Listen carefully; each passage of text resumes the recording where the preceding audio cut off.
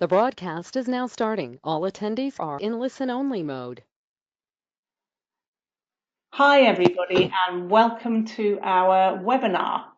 My name's Kate Halliday and I'm going to be chairing the webinar. I'm really excited about this webinar. We have people signed in the UK. We have quite a lot of people watching tonight. We have people in America. So it's a real transatlantic affair. So I work with SMMGP. I'm just going to say a little bit about SMMGP. We're a UK-based charity. We support people working in the drug and alcohol sector, mainly around training, information. We have a range of research that we précis and comment on. And so if you're not members of SMMGP already, please consider joining. I'm going to send on a follow-on email after the webinar and we'll have all the information about how you can join there. You can join for free and we deliver quite a lot of free stuff. And you can also join our premium membership scheme, which provides 15 hours of CPD all online. And again, you'll get information about how you can access that. I'm so pleased to have a webinar on harm reduction. In the UK, we've seen a really alarming rise in drug-related deaths over the last few years.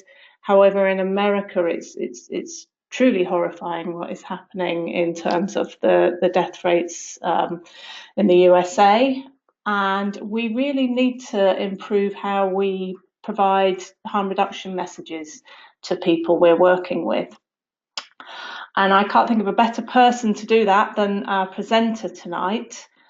Andrew Tatarsky is a psychologist based in the USA. He's founder and director of the Centre for Optimal Living. And again, I've popped some information about that organisation on the follow-up email for people who want to find out more.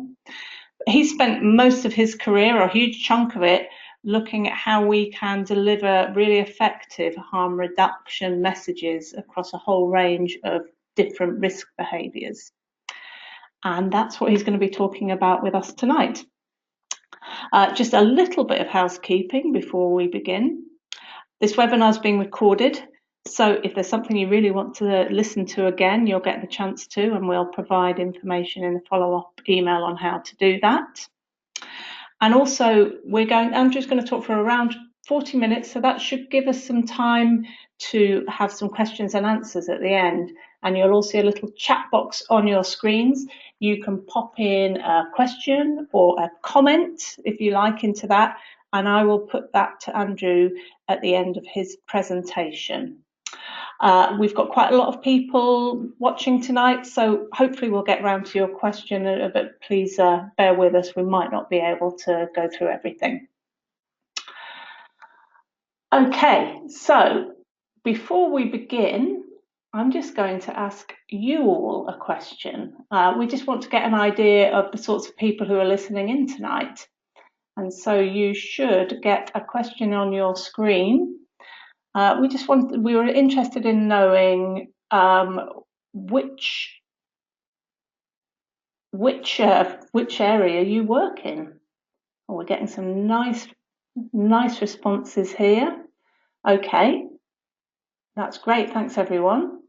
I'm going to share the responses there. So most of us, I suppose it's not a great surprise, most of us are working in the addictions field. We've got some people in the mental health field, in the criminal justice. We don't have anyone in residential rehab. And we've got some other people perhaps working in related areas or policy. So that's great, thank you. And I'm going to ask you one more question. Just want to get an idea of what your role is. That's great, I'm getting the votes in here. Okay. So we've got about 20% doctors, 16% nurses, 26% therapists. We don't have any social workers. I'm actually a social worker, so I can represent the social workers tonight. And we've got 38 others. Okay, well, Thanks for answering our questions there. And we are now going to go into the main course of this webinar. I'm really delighted to introduce Andrea Tatarsky, who's going to talk to us about compassionate pragmatism, an integrated harm reduction approach to treating problematic substance misuse. Over to you, Andrew. Thank you, Kate, and it's so good to be here. Thank you for the invitation to give me the opportunity to speak to such a wonderful group of folks about my life's work. A little introduction. I've spent my whole life as a psychotherapist working at the front lines of addiction treatment, and I've been wrestling with this question. Why have we been doing such a terrible job helping people who struggle with drugs? I really believe that problematic drug use and addiction are one of our most urgent humanitarian crises globally. I've had the really good fortune to share these ideas in 17 countries now around the world. And so I have a sense that, you know, what we experience in the United States and what you're experiencing in the UK are experiences that in some form or another are really global challenges. And what I've come to realize is that the way that we think about addiction as criminal, moral weakness, or disease is largely responsible for our failure to effectively treat addiction. And not only do I believe that these narratives are wrong, but they've led to social responses that cause exponentially more harm than drug use itself. So I really believe that we need to change the narrative. It's not just about changing our practices, because, you know, our practices flow from the way that we think about things. We need to embrace a view of problematic drug use as what I call psycho-biosocial, and I will break that down in a bit. But I see it really as a meaningful response to our social conditions and their emotional and physical impact on us. And that, in a sense, this addictive experience is really on a continuum that links up with common universal human experiences. I think this is a quite radical shift in our paradigm. I also think that this paradigm shift will transform our ineffective abstinence-only treatment system into one that is based on the harm reduction principle of meeting people with respect, acceptance, and collaboration wherever they are ready to begin their positive change journeys. I think that this paradigm shift will also help transform our cultures from cultures of stigma and punishment to cultures of compassion, and particularly compassionate pragmatism, which I will also discuss in a moment. Now, I think that while I'm primarily going to be talking about these ideas as they relate to psychotherapy, I also think that these ideas can be adapted and applied to self-guided change processes. And I know that there are a number of people that are participating in the webinar today who are not professionals, but are here because either of their own personal struggles or because of the struggles of loved ones that they're dealing with. So I think we can be considering, you know, very kind of wide applicability. So I've just alluded to what I think is the problem and why I believe that we need to have a scientific revolution. So these three narratives I just talked about, the criminal narrative, I think has contributed to our overemphasis on a failed war on drugs and punitive criminal justice interventions. We have this other narrative that is an old idea, but I think it still really kind of contaminates our culture, which has contributed to what I think of as a culture of stigma. And I do believe that this disease concept, which has really dominated our field, is largely responsible for treatments that are unappealing, ineffective, and in many cases harmful. And we'll also touch on that in a bit more detail. So the solution is that we need what I think of as a rehumanized narrative of addiction, as a psycho-biosocial process. And this, I hope, and I believe will set the stage for what I really think of as a social revolution in how we treat people who use and misuse drugs. And we need to then move away from criminal justice to really decriminalizing. And we know that the data from some countries that have decriminalized, like Portugal, are that decriminalization is associated with dramatic reductions in IV drug use, in overdose, and increases in people seeking and getting treatment. And as I said, we need to move from this culture of stigma to one of compassionate pragmatism. And I think that we need to think about treatment as really bridging a continuum of care that integrates education, prevention, public health, mental health, and addiction and social services. But that this continuum needs to be informed throughout by harm reduction principles. I've really come to believe that this radical idea that harm reduction principles are essential to effective treatment across this continuum. Now, compassionate pragmatism is a term that Alan Marlatt introduced into our lexicon. Alan was an addiction psychologist, an American addiction psychologist and researcher, who's really one of the mental health professionals that brought harm reduction over to the United States from Europe, from both England, which was one of the birthplaces, as well as Holland. And he suggested that harm reduction practices are compassionate pragmatism in action. It's a very interesting idea that the philosophy of harm reduction practice is compassionate pragmatism. Now, this is really an antidote, I think, to stigma, because it grounds our practices in compassion as the wish for another human being, as the Dalai Lama said, to be free from suffering. It's that feeling that you have, when you're confronted by another suffering and you feel inspired, motivated to reach out to try to help reduce that suffering. But we can also think of it as a rational response when we consider things like fairness, justice, interdependence, as a principled response. The pragmatic part is really about how are our theories, our beliefs, our policies, our treatments, how are they working? And if we judge what we've been doing, as I suggested a moment ago, by the results, I think we've been doing pretty terribly. So it's also the basis of science. And it's interesting to think about considering this pragmatic approach as a way to be evaluating what we're doing in all of our practices, including our ongoing therapeutic attempts to be helpful. It's also a question that I frequently ask drug users. How's your drug use working? And what we typically hear is that in some ways it is working, and in other ways it's not. And in other ways it's, having catastrophic effects on folks. And so that's a useful way to begin to engage, and evaluate all of our practices. Kate alluded to this, but you may know that in the U.S. In 2017, we had over 200 people dying of accidental drug overdoses on average every day.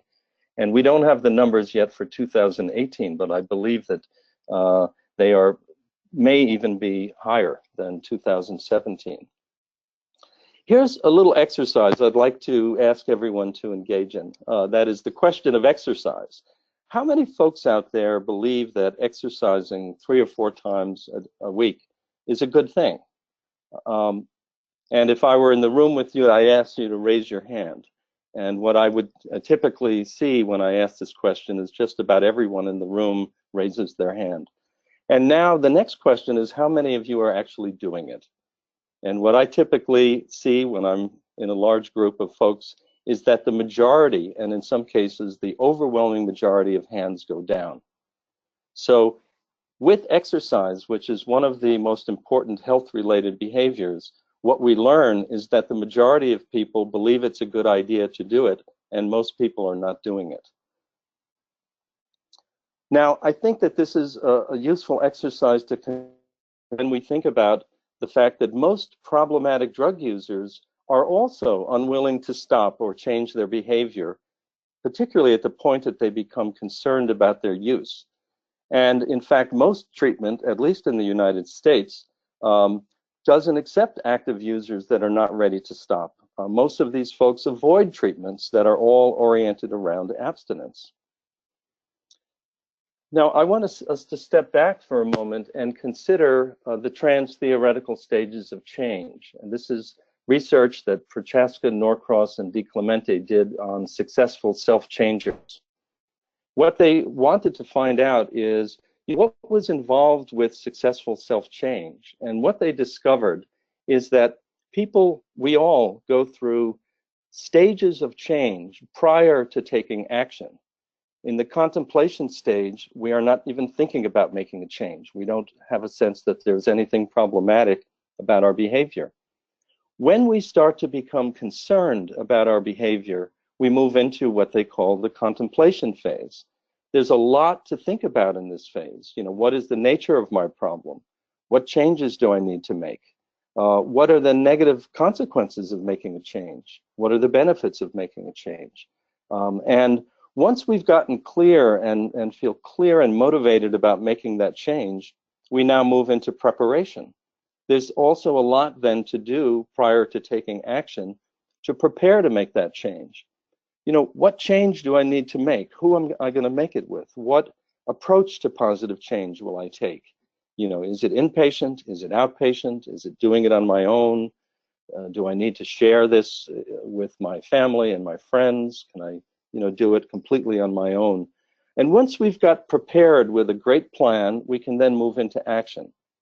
The circle on the left that refers to relapse suggests that people often in any change process cycle back into old behavior problems as part of the change process.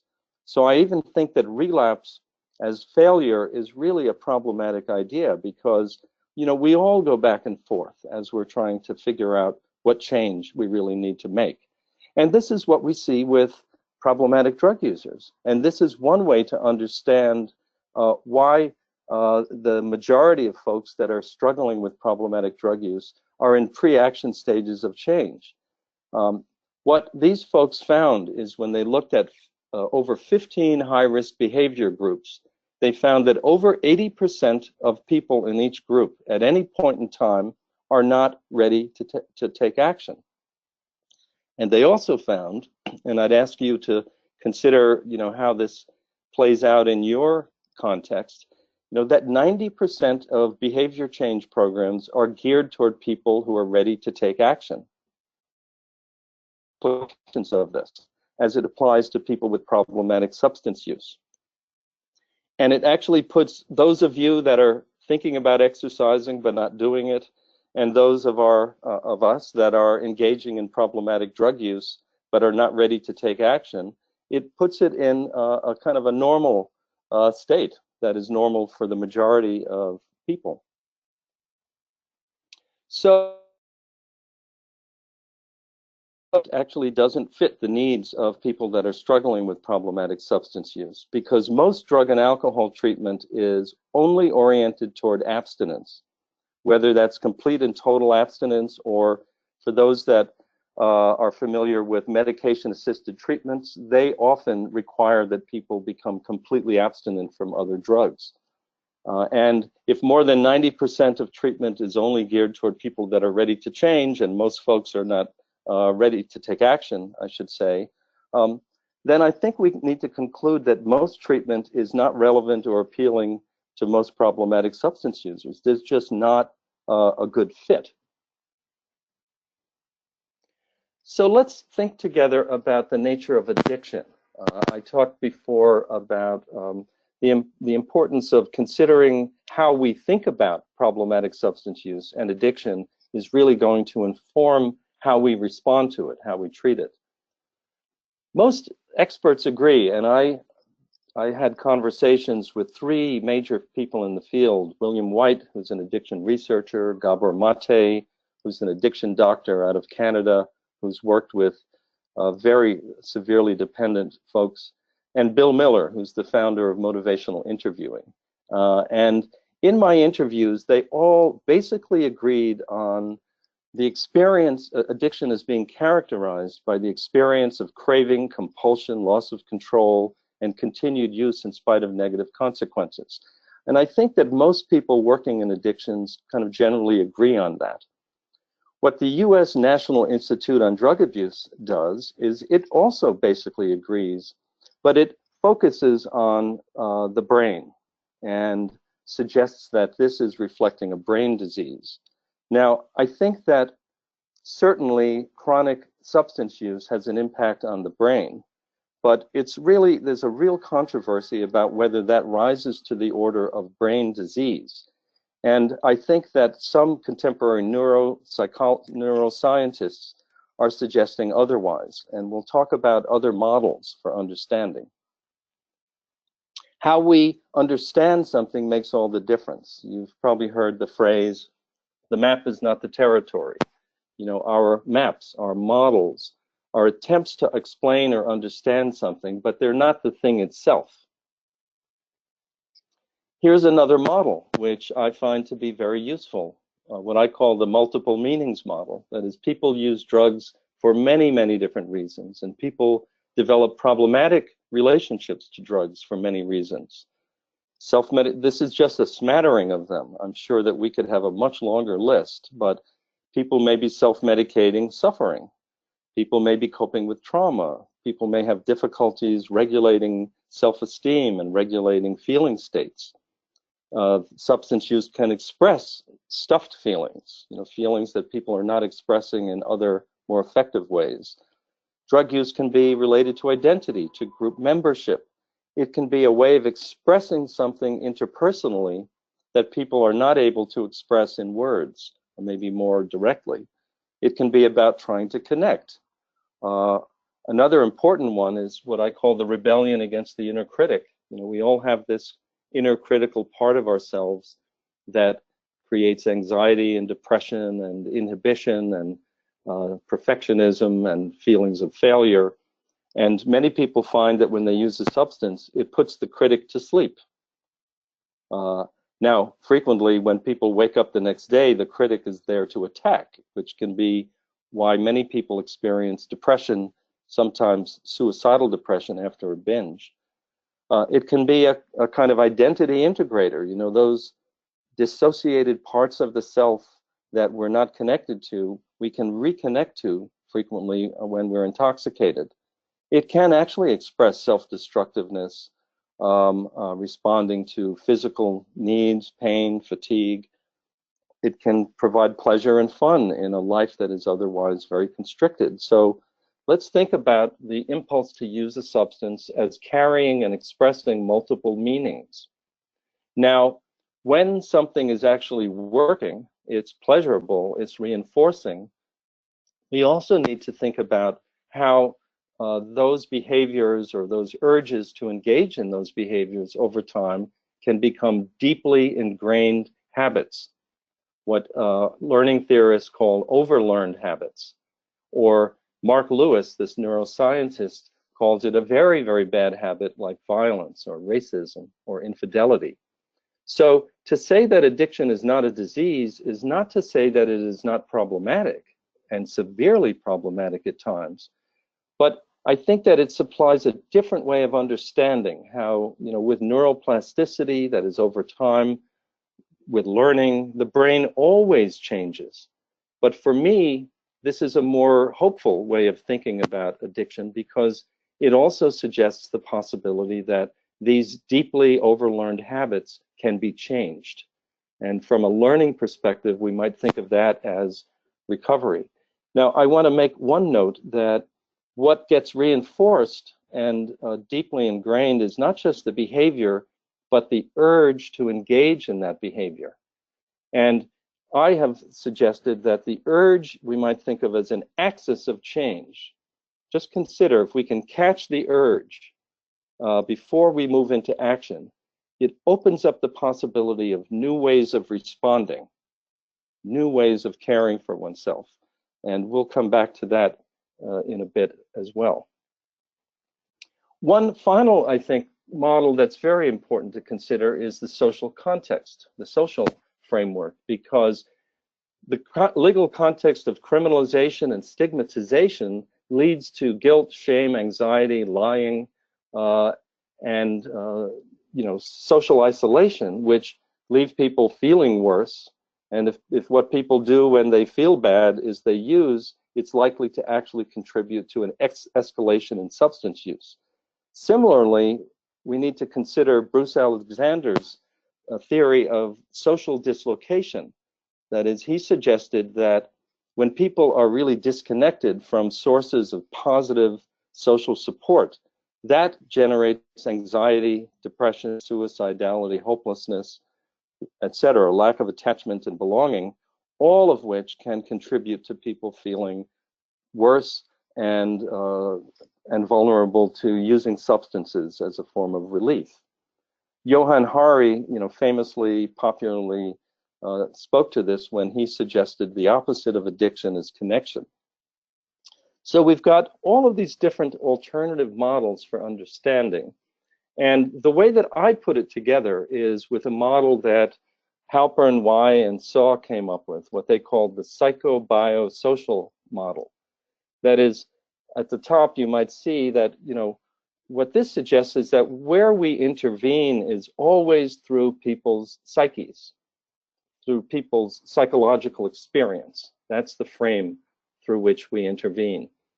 And they suggest that we might think of biology, psychology, and social variables not as distinct, ones that we can deal with separately, but that they are always interacting in this dynamic way, two sides or three sides, we might say, of the same coin. And so this suggests that we need to be thinking about and addressing all of them when we think about putting together plans for helping people or for promoting positive change. Nature and nurture, we now know, are intertwined, always informing one another, inseparable. And here's how I put it together when we think about substance use. If you look at the top circle on the left, we've got a whole list of things that are all highly correlated with problematic substance use or addiction. But none of them can be considered to be causal factors. And it seems to me that we've got to consider how there is some mix of biological, psychological, and social variables that is really unique for each person, that lends itself to experiencing a substance as pleasurable. There's what I call that unique fit.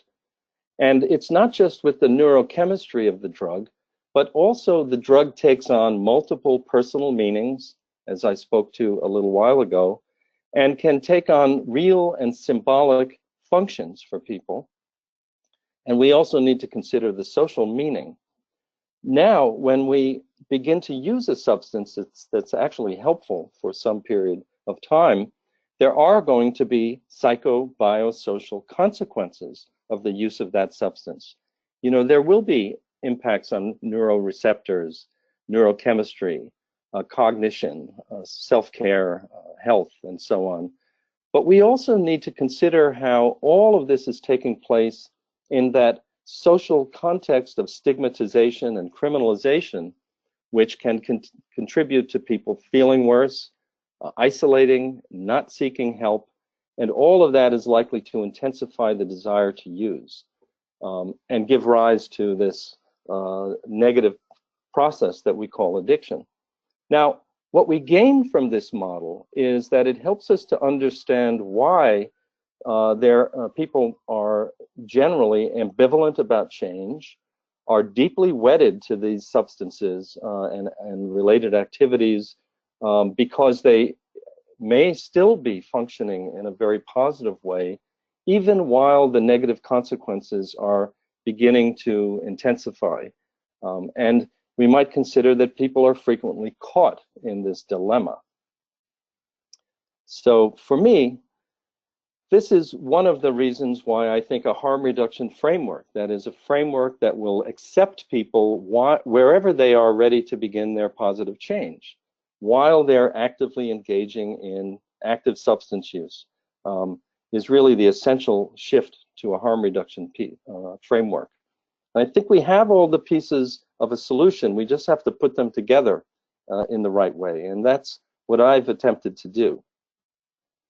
So as I said, we might think of compassion in action is the essential harm reduction shift. And the central shift for me is any reduction of drug-related harm and related issues without requiring that people stop, and even that people are ready to move into action. And I think for me, an even more radical way of thinking about harm reduction is that we don't want to require anything that is going to derail them beginning that positive change process. So I think it frequently requires us to keep our own agendas, our own values, our own expectations to the side so that we can truly begin wherever people are ready to begin. For me, this is really an umbrella concept that includes safer use, reduced use, moderation, and abstinence. They all fall under that harm reduction umbrella. So we can consider how traditional abstinence-based treatments now can actually extend their reach to this, I think, majority of problematic substance users that have been typically kept out of treatment. And I think, these basic ideas of acceptance, respect, are a key to any positive change, embracing any positive change as success. Now, the second principle, core principle, is that we need to meet people where they are, not where we think they should be. So we can support people in beginning that process of change wherever they are ready to begin. And therefore, treatment must be really tailored to unique people in unique social circumstances. And for me, this suggests the primary attitudes of empathy, curiosity, and respect and acceptance are really keys to this. The third principle that I think about is small incremental change. And, I think that it's important to note that people in the abstinence treatment world and people that are working from a harm reduction perspective all share the same goals. We actually want to help people reduce the harmfulness of their behaviors or their substance use to the greatest extent, whether that is abstinence or non-problematic drug use. The question is, how do we best help people get there? And I think many high bar, high threshold programs really that don't meet people where they are alienate people from the beginning. And so this approach is about meeting people where they are and then beginning to goal set in even small and sometimes incremental ways, sometimes imperceptible ways. Or if we consider that the substance use is actually a reaction, a response to other important issues, those issues may need to be addressed first before we can actually focus on the problematic substance use. And I think this is how all complex behaviors change. Another important point is this idea that we need to applaud each small step, because many problematic users feel terrible about themselves, and what they see is their failure to make change. What they don't see is their success at making small incremental changes, which actually lead to ultimately to quantum change. So I think affirming people is really a key here. And the final principle is collaboration. I think that many traditional treatments have tended to be very top-down, authoritarian, prescriptive, even from love. I know what your problem is, I know what you need to do, and if you just do what I tell you to do, you will recover, you will do well. Many people, I think, experience that as infantilizing, as controlling, as really problematic, and get triggered to do the opposite. What we want to do is actually suggest, we don't know what your problem is, we don't know what you need to do. We want to invite you to bring your strength, your experience, your expertise into a collaborative process where we can work together as a team to put you in the driver's seat, you, the person we're trying to help, to empower you, to support you in whatever way we can, to work together to identify goals and an approach to change that makes sense. And I believe that this is inherently empowering. So we can think about this harm reduction framework as an engagement strategy. It occurred to me one day that we don't need to know the destination to begin the journey. As we go along, we can figure out together, what's the best destination for you. These are the two books that are really the texts. On the left, that's my book, which has lots of cases in it that really bring this work to life. The book on the right is written by Pat Denning and Jeannie Little. It's really more of a textbook, and I think that these are two very important books to read if you're interested in really learning more about this. So we could consider that the harm reduction psychotherapy as a general category of treatment is psychotherapies that basically embrace these core principles of harm reduction. And for example, motivational interviewing does embrace these core principles. And so we could think about MI as a harm reduction psychotherapy. I'm going to briefly introduce my particular approach to harm reduction psychotherapy, and then we'll be able to take some time for questions and discussion. For me, given this psychobiosocial framework for understanding, it seems to me that when we're thinking about whole people in relationships and in social contexts, we need to be thinking about an integrative therapy that can address multiple aspects of the person in their relationships and in their environment. And so it seems to me we need to bring a relational aspect to the therapy. We need to think about a psychodynamic approach, that is one that will consider the multiple meanings and even the relational meaning that addiction and problematic substance use may be carrying. We need to have a cognitive behavioral approach aspect, which is going to focus on problematic behavior and providing people with skills and strategies that can empower them to make behavior change. And for me, mindfulness is a skill, an attitude, a way of being with oneself, what one of my teachers called acceptance, awareness with acceptance, that can then be brought to support both the relational, psychodynamic, and the cognitive behavioral work. It supports people in being present with themselves and being able to reflect on their experience in the present moment. So what I've done with integrative harm reduction therapy is I've attempted to create a model that can really organize, for me, when I'm sitting in the room with a patient, the question of what are we focusing on in this particular moment? And it seems to me that there are 7 primary therapeutic tasks that we are attempting to accomplish. And each of these tasks has skills and strategies that can be taught to patients, that we can learn as therapists and we can teach to our patients. I have given many 3- and 4-day trainings on this, and if you are interested, you can visit our website and see that there's lots that we can learn about the tasks. But just very briefly, it seems to me that the primary expression of compassionate pragmatism and harm reduction for therapy or counseling or helping relationships is a primary emphasis on therapeutic alliance. If we don't have an alliance, we don't have a patient, we don't have a client. And alliances typically are built around shared goals, right, between the helper and the client. So, this really suggests that we need to be starting where people are and coming up with goals that really are acceptable to the person we're trying to be helpful to. And another essential ingredient is the quality of the bond. So really working on creating a safe space with acceptance, respect, compassion, etc., is kind of the foundation. Then around that therapeutic alliance, a relationship is built. And that relationship needs to be very, very flexibly negotiated in a unique way with each client. Some people need us to be very hands-off. Some people need us to be very directive. And we need to figure that out in a way with each client.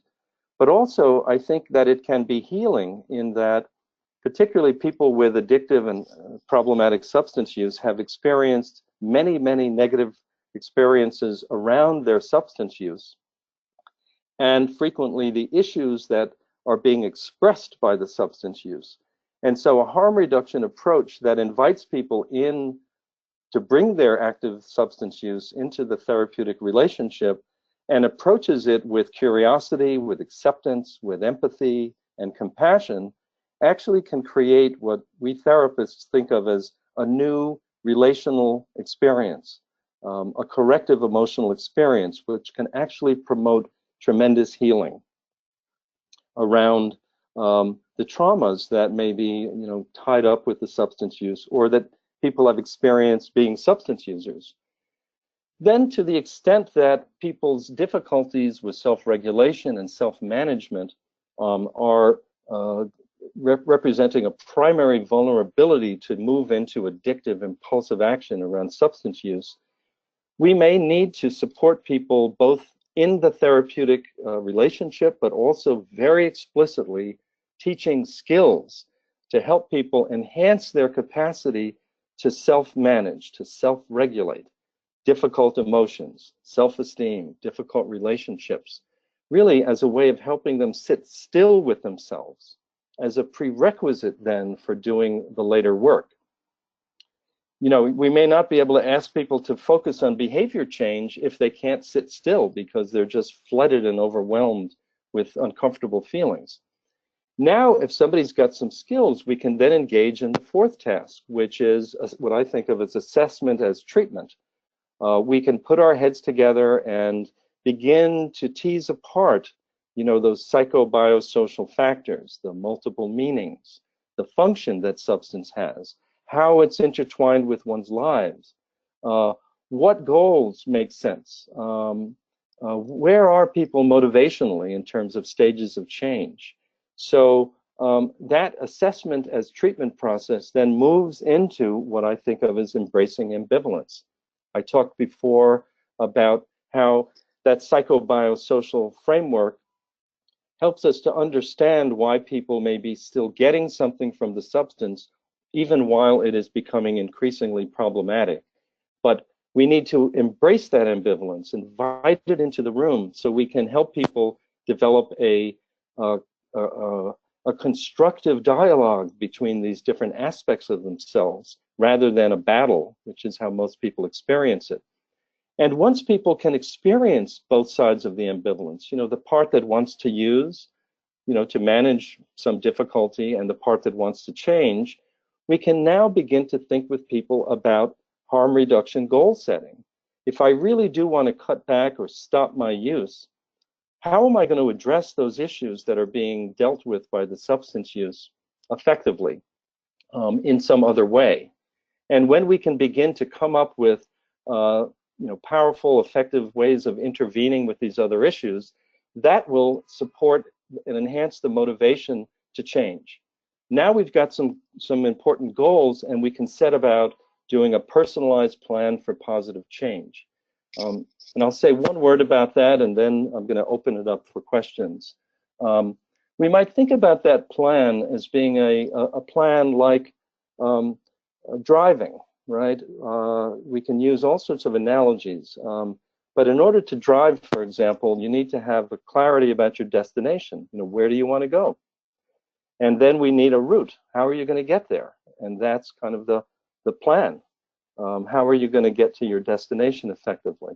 And then what are skills that you might use in order to get in the driver's seat and then begin to kind of move toward that destination? And then that plan can include all sorts of things: psychological, behavioral interventions, medical interventions, body interventions, social involving family and relationships. And put that plan together collaboratively with the client in a way that will be personally attuned to the specific needs of that individual. So it's possible if somebody has a question about this work, I just want to say that bringing mindful awareness to the urge, as I said before, if we think about the urge as the axis of change, enables us to sit still with that urge. It's going to inhibit the addictive habit, it actually improves the capacity to tolerate uncomfortable feelings. It facilitates reflection on, the pros and cons, and it facilitates a kind of inquiry and discovery into what are the aspects of the self that are being expressed by the urge. And when we can begin to get clearer about that, it becomes possible to think about new choices, new ways of responding to oneself, new ways of caring about oneself. And we might ultimately think about that as the process of recovery. So I think I'll stop there and open it up to you, Kate, and whatever questions have come up. Great, thank you, Andrew. And we've got quite a few questions coming. It's so good to hear your approach, Andrew, and it's very easy when you're giving harm reduction advice to get very caught up in all the kind of the facts and making sure you get the facts right. And it's great to hear your kind of broader, more integrative approach. So thanks very much. So we've got quite a few questions here. Someone's asking you, could you give a little bit more information about how effective you think motivational interviewing is to help people to begin to take action and change behaviours? Well, let me first clarify that I think motivation, the work that I'm describing is not motivational interviewing. I think that there are many elements that my work and motivational interviewing share in common. Specifically around how we set up the therapeutic alliance in a very non-judgmental way, based on kind of empathy, empathic listening, empathic reflection, being non-directive. That is an essential part of motivational interviewing.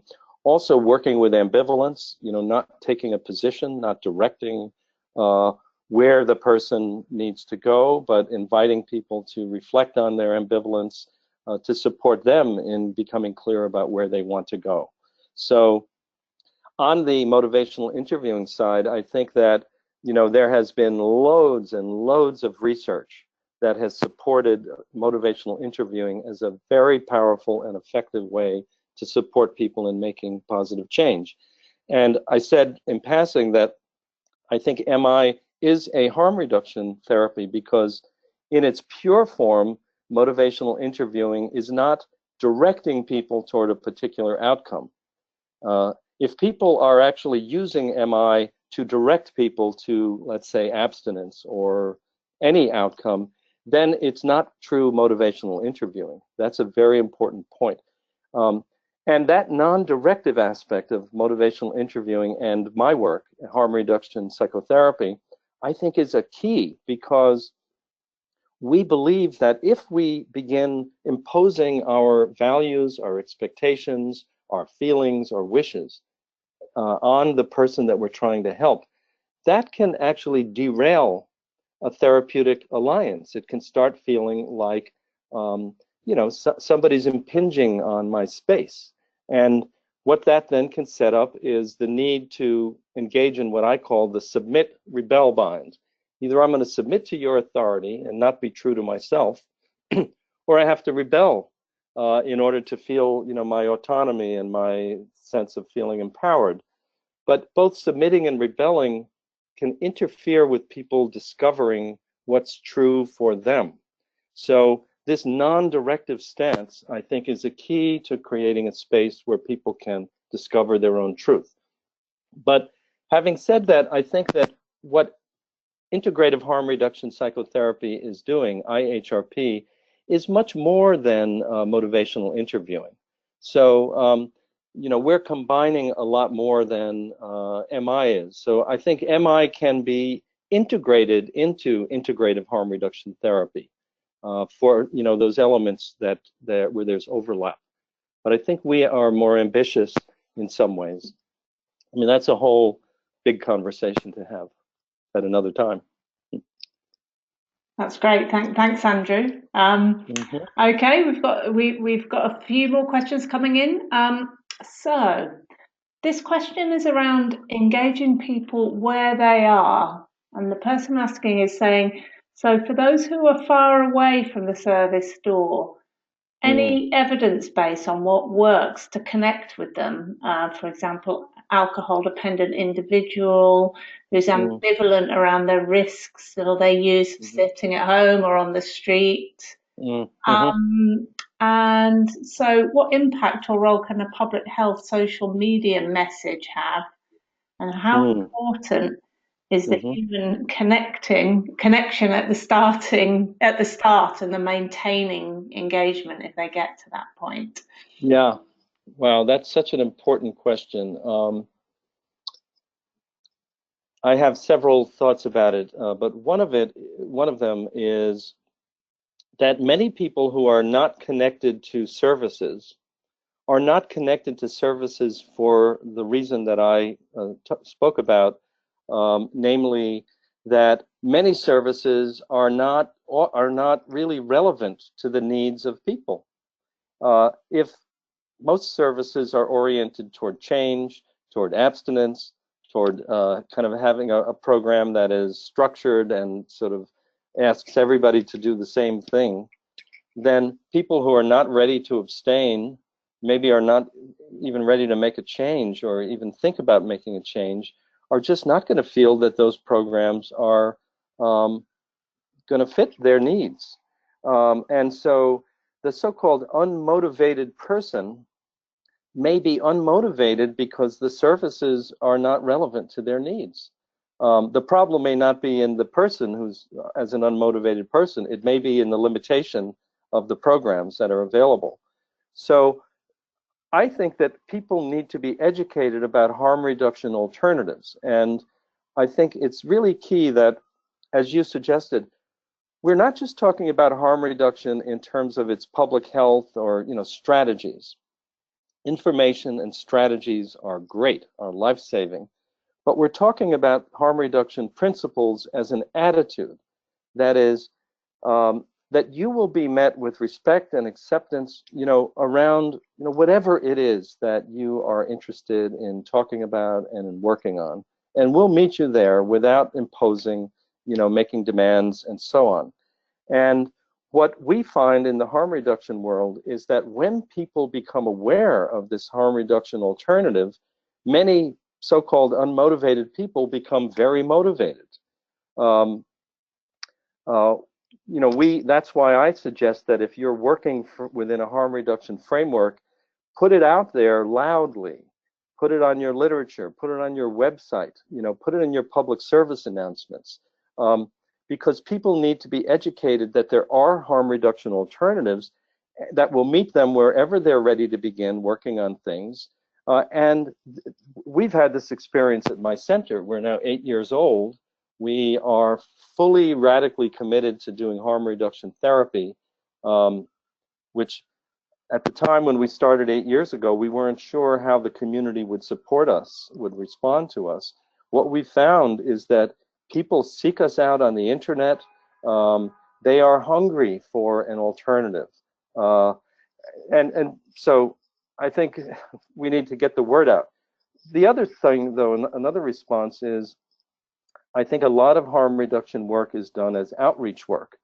And so that the concept of meeting people where they are is not just figurative or not just in the relationship, but it's literally by doing outreach work, going out onto the street, going under the bridge, going to where people are, and beginning to establish relationships through the outreach work that are based on really asking people, how can I be helpful to you? That's really in all of this work, it's the opening harm reduction gambit. How can I be helpful to you? What are your needs? So it may be, I could use some help getting a meal. I could use some help getting to a doctor. And so that way of meeting people around whatever they are motivated to begin working on can become the point of contact around which we can begin to establish a therapeutic relationship that can then, expand its focus to all of the issues, ultimately including the problematic substance use, although it might not begin with a focus on the substance use. That's great. Thank you. Thanks, Andrew. Mm-hmm. I'm going to ask you two questions now because they're fairly similar. The first is somebody who's working in a 12-step rehab and getting Mm-hmm. increasingly frustrated by the closed-minded attitude of some of the senior therapists who believe that abstinence is the only way. And they're saying, what steps could I take as a junior therapist to encourage my workplace to involve their thinking and become more open-minded? And then I'm going to, just because it's quite similar, I'm going to read you this second question, which is, there's another person working at a 12-step treatment centre interested in how we can best help people who present with comorbid mental health issues, specifically social anxiety, social phobia, which research has shown often predates the addiction. Do you think that your model would help to treat the two concurrently? Yes. I first want to say that I think that many people see harm reduction as at odds with 12-step recovery, and I don't see it that way at all. It seems to me if we think about people varying on a continuum of severity, on a continuum of stages of change and outcome goals, those folks that are interested in abstinence and those folks that resonate with the 12-step program should, be affirmed in their and applauded or, congratulated that they found a path to positive change that really best suits them. I think the problem is not between harm reduction and 12 steps or abstinence. It's between harm reduction and this very doctrinaire attitude that only 12 steps or only abstinence is the only way to go. And the research does not support that by any means. That's a whole other discussion. But in terms of how to have a conversation, I think I suggest that people who believe, who feel, that this work that I'm talking about resonates with them, should engage in a dialogue with these folks the way you might with your clients. A harm reduction dialogue with respect, with empathy, with curiosity, but also sharing your point of view and raising some important questions, such as, what do we do with the folks that are not ready to stop? Do we just banish them from treatment? Do we banish them from care? Do we say that they're just hopeless folks that need to suffer more? That's not good enough because that banishes the overwhelming majority of this population to no care. And by the way, we've got some new thinking in the field, new evidence-based thinking, new ways of thinking about how we engage people in relationships that support positive change. I would suggest be an advocate. Be the person in your setting that's going to bring up the tough questions, that's going to engage in a constructive dialogue. You can be the point person in your setting that will help move this movement along. And that's what it is. It's a movement to, as I said, create a scientific revolution that brings about a social revolution that will actually move from efforts that don't work to ones that do. That's great, Andrew, and I'm just seeing the time. We've come to the end. I'm sorry we haven't managed to get around to all your questions. I'd just like to mention that I'm going to send on a link. You'll all get an email tomorrow with quite a lot of information, but it will include a link to Andrew's website. And I believe you have a media tab there, Andrew, which has all sorts of free resources. Could you just tell us a little bit about that? Sure. Just on the top of the home page, you'll see a media tab. And when you click on the media tab, what will drop down is a series of professional publications that are there that you can download for free. Everything at that tab is free. We've got some popular articles that have been written that you can download, and also a series of videos that are there. So there's lots of resources, as well as, by the way, some meditation videos and audio tapes. I mentioned in passing that mindfulness, I think, is a very important skill that can be used to address all of these issues. And so many people find our mindfulness recordings to be very useful. The other thing is, I'm always very, very glad to take emails from people if you've got questions that we have not been able to address. Or as you see on the screen now, you can go to our Facebook page and and dialogue with us about issues. And you can also follow us on Twitter. So we can kind of think about this as the beginning of a relationship or the beginning of a dialogue that can move forward, for those that are interested. That's fantastic. Okay, so perhaps you can email Andrew if you haven't had your question answered tonight, and Yes. you can contact me, and I can provide you with an email address if you're interested in doing that. That just leaves me to thank everybody who's been watching tonight, and thank you for the fantastic questions. Sorry we didn't manage to get around to all of them. And thank you so much to you, Andrew, for a really interesting presentation. I think everyone's going to take a lot away from it. So thanks so much. It's my pleasure. Okay, so thanks for attending, and we hope you enjoyed the webinar. Okay, good night to the people in UK. I think it's probably 3 in the afternoon for people in America who are currently watching, so goodbye.